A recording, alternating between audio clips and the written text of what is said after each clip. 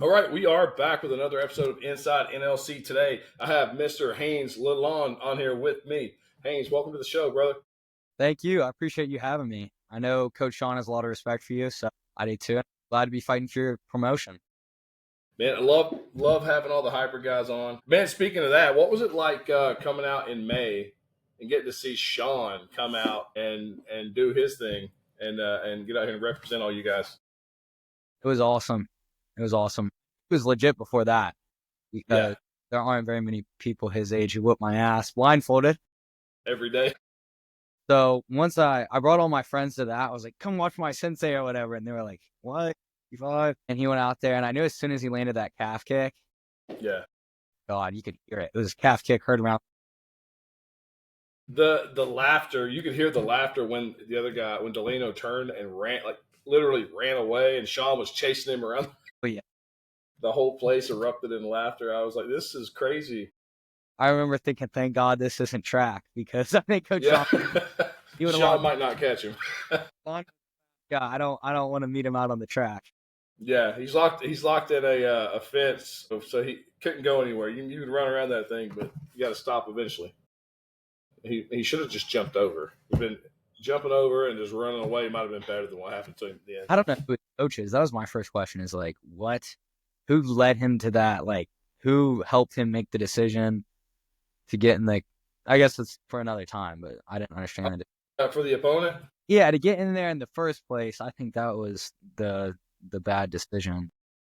Yeah, I don't know. Yeah, I hate to talk about anybody like that on a video. Anybody else in the, don't worry. You know what, though? He's banned from coming back, so I'll say it. He was 0-3 as an amateur. With his 3-1 as an amateur. Had no MMA fights. Just getting beat up as an amateur. I guess he got tired of getting beat up for free, so he wanted to go pro and get paid for it. So I guess that's that. So it's not like MMA and boxing. It's weird. It's not like football. You got to get drafted to a pro team. You get, if you meet the minimum requirements of the athletic commissions, you can go pro. So really, he'll give you a I hope you. And some people don't always have the good leadership, like the good coaches, the good managers. So you got to have people around you that know the sport, but also know the business. And he didn't have that. He was just trying to make some cash, quick, easy cash. And y'all fight Sean. So, yeah. But he didn't look past the age. He saw the age, and that was that. So we told him, a little bit about Sean, but he was just looking at the age. He's like, nah, 52-year-old, I'm gonna knock him out. Yeah, that didn't happen. So he actually got beat up twice that night. It wasn't just one time. Yeah, he jumped out of the ring and goes to attack one of your teammates and got laid out. So yeah, that was crazy. I wish more of that had got caught on video because it was fun to watch. I was right there. I saw it. I was literally like feet away from it. So yeah he somebody as Peyton told him, hey man, you got to get back in the ring for the decision, and he just runs at Peyton and boom, just Peyton blasts him.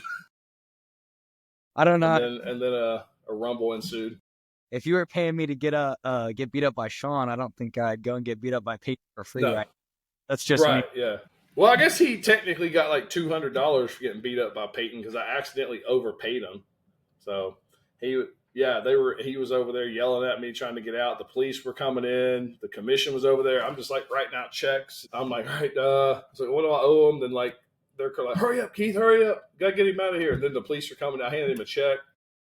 That he saw the police. He thought they were coming to get him, so he ran. So I guess he technically did get $200 for getting knocked out by Peyton that night. Well, I'm glad he got something.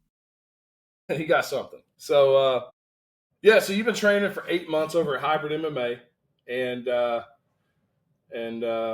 what led you to the decision to like, hey, this is something I want to do? I'd always wanted to do it since I was little, and I just never had the money and time to do it. It was my parents and that I was working on, so I just didn't have the money and resources to do it. And I knew if I was going to do it all.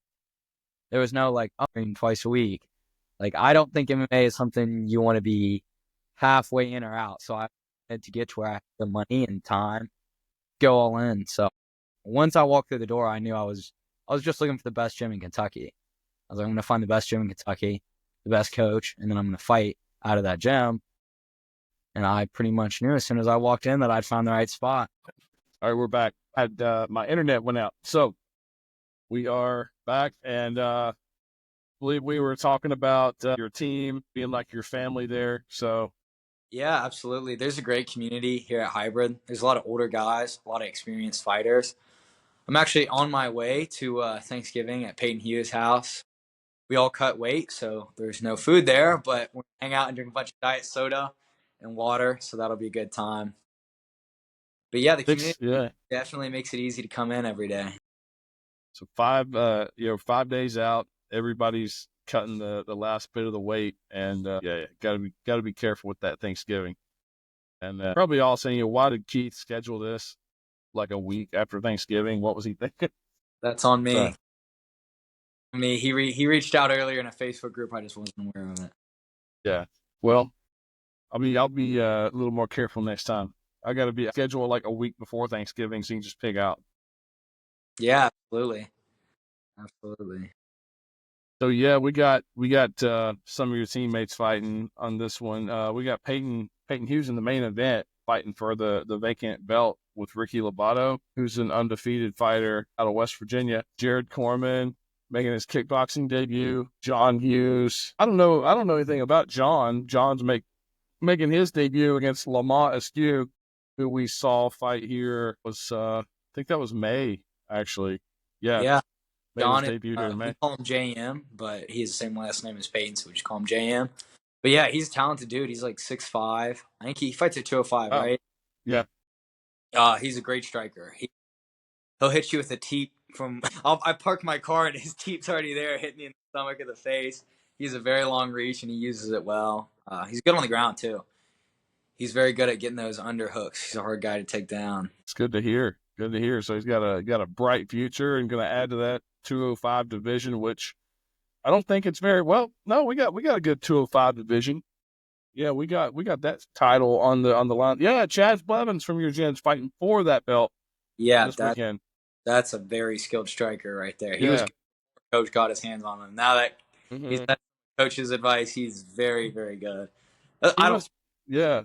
He was putting in a lot of work with BJ Robinson and those guys over there. And I believe he was 2-0, 3-0, 4-0, something like that, boxing before he ever transitioned into MMA. And his MMA debut, he choked out a blue belt in jiu-jitsu in his MMA debut. And he didn't really have any grappling at that point. You know what's crazy about that? He hadn't done any MMA or jiu-jitsu when he was doing those MMA fights. He wrestled in high school and went to a boxing gym. That's what he told me. So he just came out like, yeah, I wrestled back in the day, and now I'm a pretty good do it, and then got a submission. Yeah. Jazz is a freak. I'm glad to have him. That was the craziest looking choke. I mean, it was almost like he was hanging the guy. It was he was like in a rear naked choke, but he was standing up, and the other guy was just kind of like in like a Boston Crab position or something. It was weird. Yeah, I'm glad I'm fighting Harley and not Chad.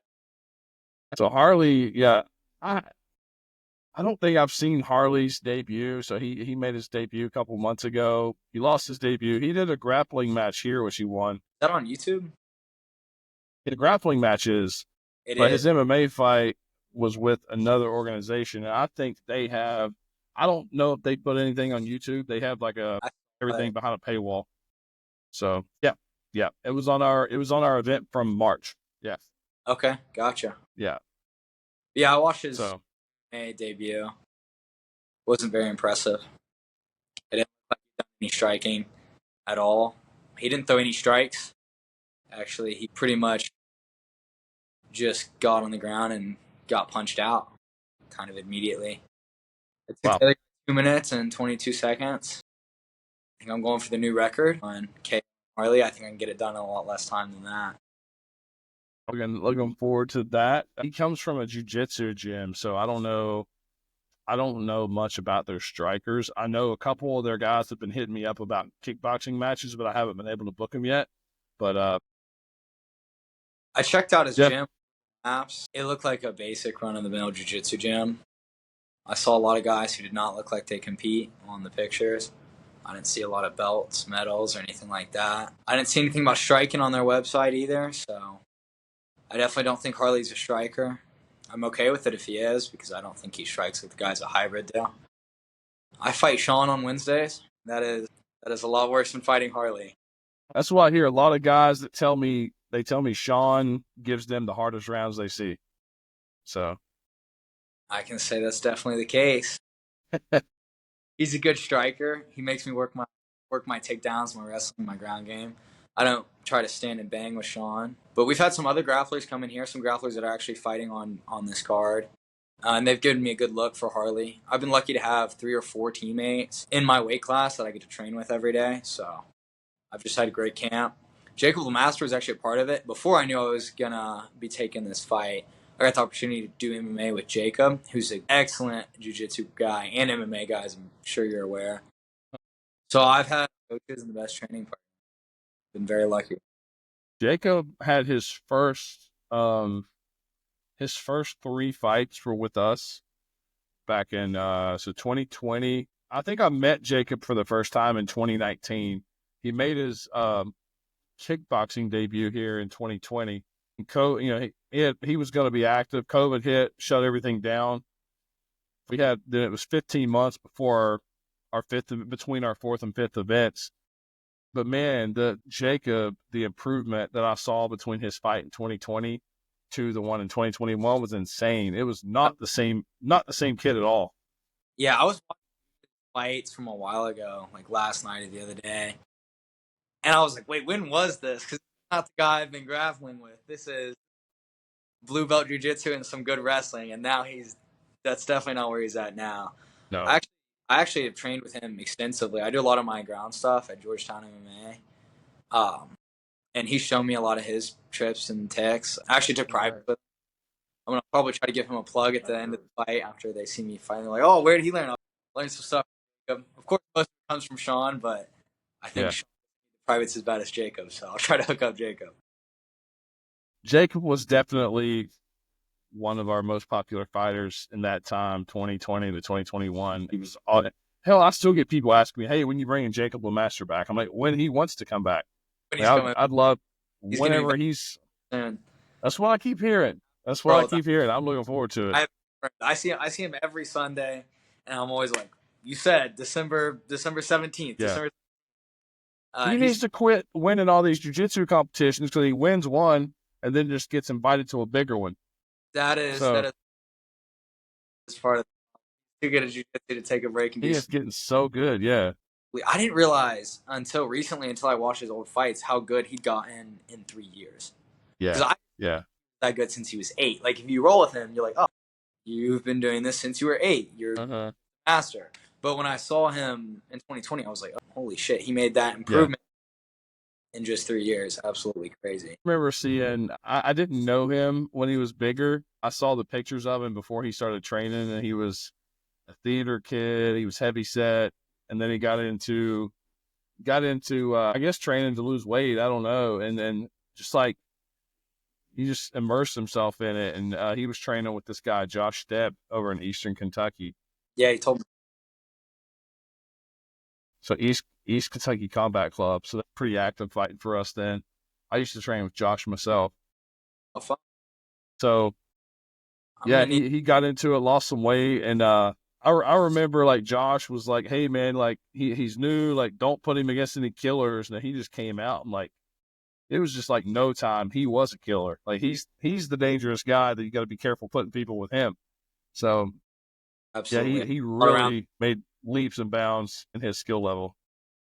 And it's cool that he's still doing it. He hasn't been fighting here, but he's not really fighting anywhere. He's doing so well in jiu-jitsu that, I mean, I guess that's his calling. I want to see him in the cage, mostly because I think it's easier to go to make a living. I think there's less competition out there in MMA in general, and obviously crazy talented jiu-jitsu. I think he can make it wherever he wants, but I think it's quicker and easier for him in the cage than just on the mat. Yeah, probably on the mat you got, like, if you're against a guy that is so much better than you on the ground, like, what are you going to do? You can't try to keep it standing and strike with him. No, you have to grapple with the guy that's just like in boxing. When you're against, like, if you're fighting Floyd Mayweather and you can't touch him, I mean, what are you going to do? You can't start throwing kicks. when it's one discipline, but these guys, like Jacob's very well rounded. A lot of people may not know that. Like, I think the people who saw him fight here, they know his stand up's great, his ground is great. So if Jacob can't beat you in one thing, he can beat you in everything else. But I would say that his jiu-jitsu is probably far ahead of anybody I have at featherweight right now. We have a few pretty good wrestlers. I have one guy that was a D2 national champion in wrestling at 145. And I have a few other guys that were pretty good college wrestlers. But I would be really interested to see Jacob with some of those guys, like Luke Martin, who's from West Virginia, from Parkersburg, West Virginia, trains in Pittsburgh now at a big gym. I would be really interested to see Jacob with some of those guys. And those are like some of the best guys in the country right now coming up. So you're going to need more than wrestling. Yeah. If you're a wrestler and you take Jacob down, you might have done yourself a disservice. If I was to be fighting Jacob on Saturday and you gave him the option to start standing out, I would choose standing. Yeah. And you're not even safe on the feet with Jacob. That's the thing. Like, you're not safe anywhere, but like standing, like that's your best chance. Yeah, if you think he's a bad striker, you're sorely mistaken. Yeah. And striking around is grappling. Yeah. So kickboxing, striking is one thing, and then MMA, it's a whole nother because you have takedown threat. He actually taught really awesome MMA wrestling stuff. It was a big part of my game back in August. I didn't end up finding an opponent, but back in August, doing a fight camp, a lot of it was with him, and it was all like MMA wrestling.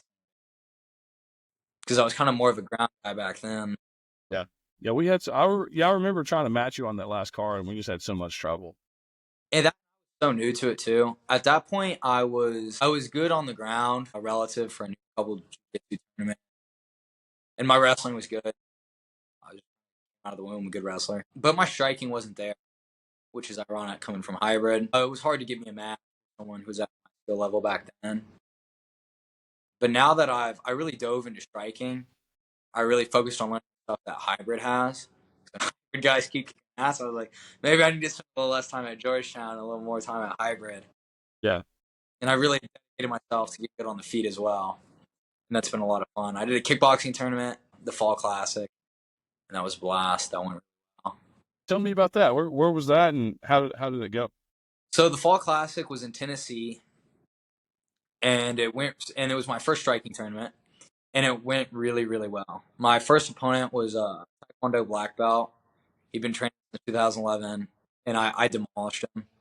I outboxed him. And I just outboxed him with the stuff that Sean teaches.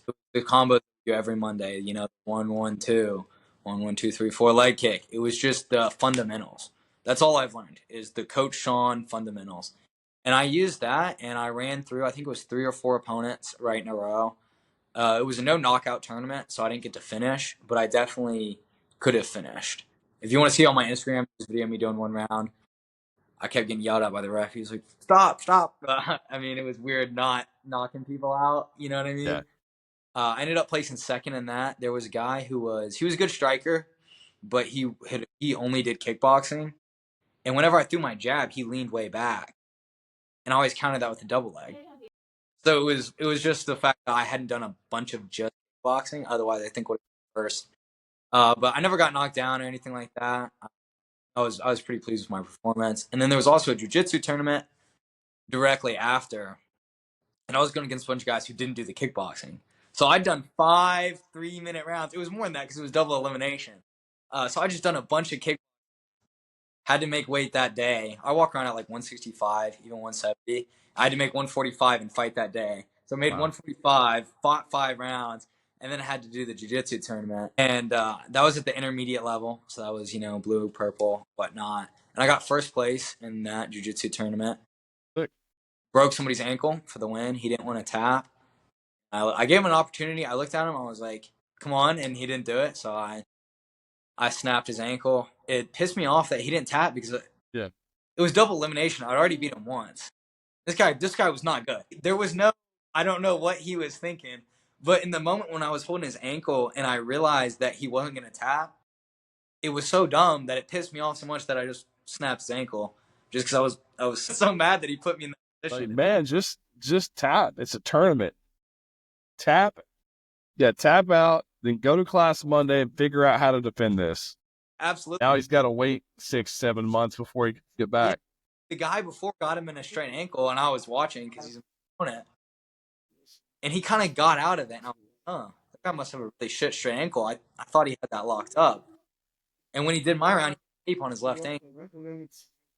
And I didn't realize till I broke his foot, like, oh, this guy just doesn't tap. Like, that other guy probably had a decent straight ankle, just couldn't finish it. And he just tapped, and now he has 2 fucked up ankles. Lord.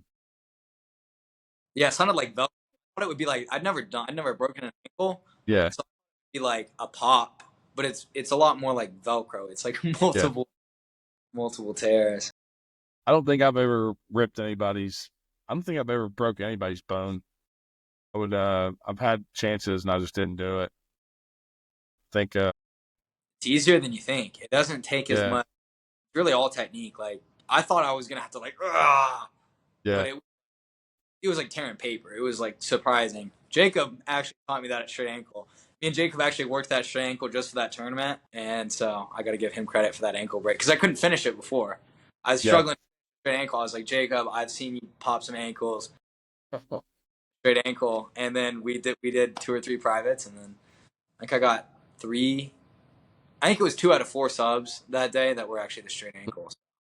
Nice. You're looking at straight ankle, hit up Jacob. He does a lot of privates. I see that, and I see him posting, doing these privates so he can raise a little money to fly out to Vegas to compete in jiu-jitsu himself. Yeah, that's definitely a good thing, man. People out there, you want to get a little private lesson with Jacob, hit him up. So they're affordable too. Like Coach Sean privates, but they're $125. You want to do 4 $125 privates a month? You're looking at $500 a month. But with Jacob, it's just $50, and I get a ton of value. I get a lot of time with Coach Sean one-on-one, and always here. Yeah. But with Jacob, it's great to see the latest, greatest jiu-jitsu. I can't keep up with that shit. I'll let him do it, and then I'll throw him $50, and he'll keep informed. Jacob's like a sponge, man. He learns that stuff and just retains everything. Yeah, it's crazy. He has a new guard every week that he's using. He almost got a buggy choke. I didn't tap because I was like, I'd rather die here than tap to this buggy choke. But that's when I was like, damn, he's dangerous from everywhere. Yeah. Yeah, he'll take your head off with a kick too. Yeah, he will, especially if he likes to do them off the takedown. What he likes is take you down or snap you down, and then as you stand up, he'll throw that head kick. Yeah. So, yeah, that's something I had a fun time learning to counter. It is possible. Key is to not let him in takedown range. That was the first thing. Don't let him anywhere near your ankles, your hips. The best way to defend Jacob is just don't fight him. Just run. That's what I've been doing for my debut. Super effective. Fight super easy. I didn't even just run away, deactivate your socials for about a year, and then come back and fight somebody else. So let's see. Yeah, one other thing. You have anything to? Well, it's gonna be a 2-part question. So give me a prediction on your fight. You've kind of already done that, and then do you have anything to say to Harley before we get into the weekend? Yeah, absolutely. So my prediction for the fight is that I'm going to win by first round knockout. More specifically, I think there's a great chance that it'll be a rear right uppercut. But of course, that depends on the mistake Harley makes. But either way, I know that he's going to get knocked out in the first round. And to Harley, I'm going to knock you out in the first round. And after I knock you out, I'm going to keep hitting you. I'm going to bounce your head off the canvas. Every night, when I fall asleep, I am thinking about and visualizing bouncing your head on the canvas. And when I wake up in the morning, I'm still thinking about bouncing your head on that canvas. And if you try to give me an easy to get out of it, I'm not going to take it. I'll take the dominant position and then knock you out. So don't think that you're going to shoot a shitty double leg and then get caught in like a north-south choke or something like that and avoid this KO.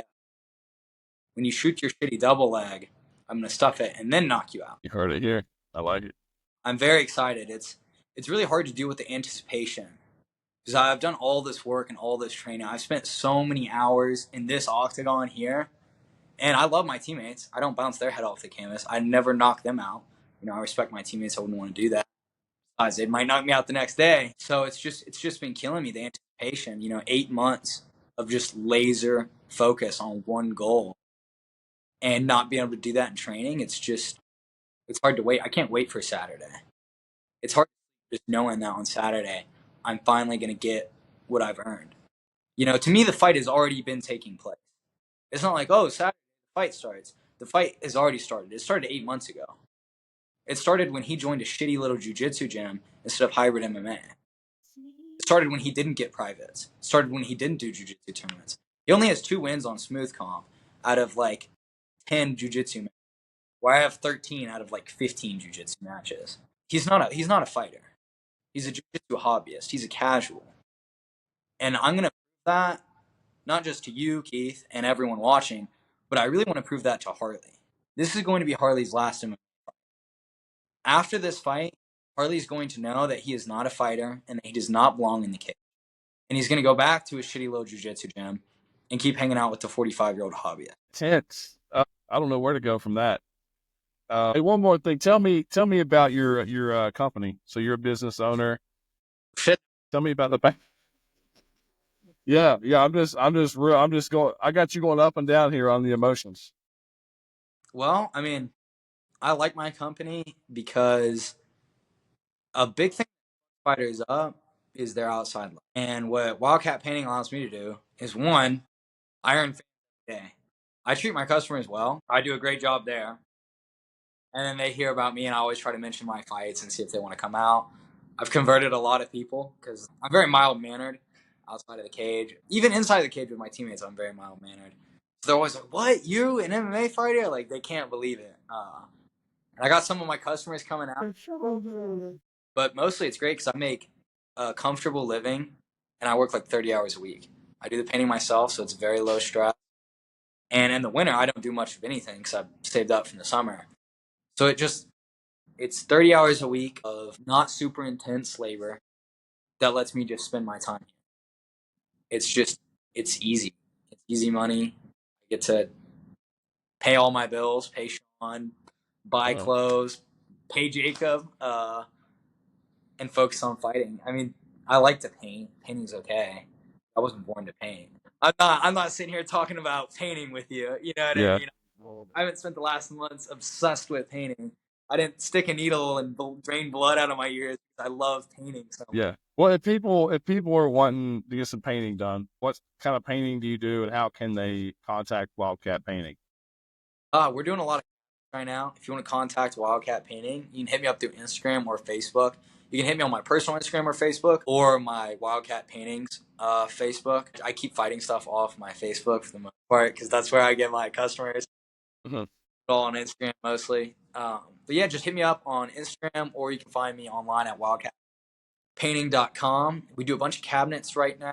Those are super popular for the holidays. And we do interior painting, bathtub refinishes, and of course in the summer, spring, we do all the exterior work as well. Okay. All right. I believe that's it for me. Is there anything else you want to throw out there? Anything I forgot to ask you? Yeah, when I land that knockout in your ref, after your ref, I hope you have a good ref. Tell your ref to drink before my fighter. He might do a good job pulling me off. But after your ref pries me off of Harley's unconscious body, I would love a microphone. You got it? It's awesome. Absolutely. I got something to say to everybody else who's fighting guys from Hybrid. I want to plug Coach Sean, Jacob a little bit. If I give you a first round knockout, you give me a microphone, it sounds like a deal. You got a microphone coming your way. It's either going to be either probably Elijah Thacker or Becca Robinson coming in to talk to you. Either way, you're going to get that. Winner of this fight is getting that interview. Absolutely. Get in there and get it done with that rear right uppercut. Then the microphone is coming your way. Awesome. Appreciate your time, Keith. Yeah, man. It's good talking to you, and look forward to meeting you this weekend. Absolutely. Thank you. Yep. Have a good one.